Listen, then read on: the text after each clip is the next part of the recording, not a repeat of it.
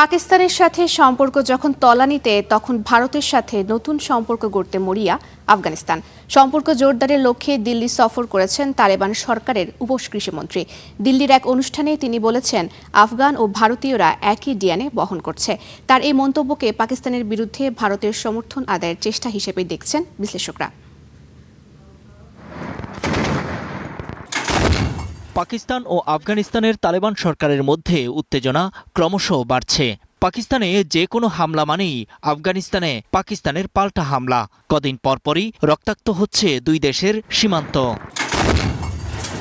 এই সুযোগে আফগানিস্তানের সাথে ঘনিষ্ঠ সম্পর্ক গড়ে তুলছে ভারত। গেল বছর পাকিস্তানের চিরশত্রু ভারত সফর করেন আফগান পররাষ্ট্রমন্ত্রী আমির মুত্তাকি।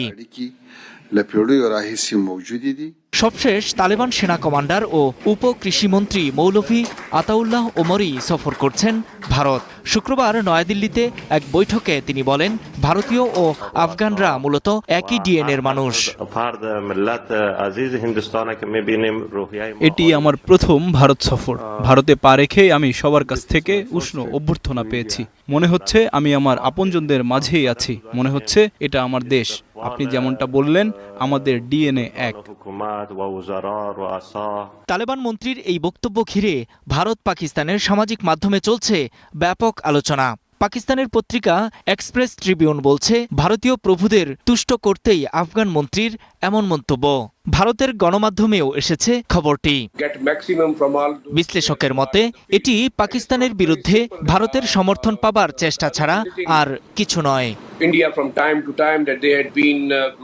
শুধু এই মন্ত্রী নন, তাদের অন্য মন্ত্রীরাও নয়াদিল্লির সফরে নরেন্দ্র মোদীর সরকারকে মহান বলে উল্লেখ করেছে।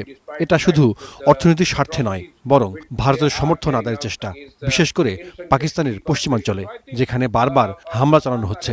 যদিও ভারত থেকে খুব বেশি কিছু পাবে না আফগানিস্তান, এটা পাকিস্তানের উপর চাপ সৃষ্টির চেষ্টা মাত্র। 2021 সালে তালেবান আফগানিস্তানে পুনরায় ক্ষমতায় এলে দেশটির সাথে কূটনৈতিক সম্পর্ক ছিন্ন করে ভারত। স্থগিত ছিল বিমান চলাচল, বন্ধ ছিল ভিসা কার্যক্রম। তবে বর্তমানে সবকিছুই স্বাভাবিক। নূর মোহাম্মদ, স্টার নিউজ।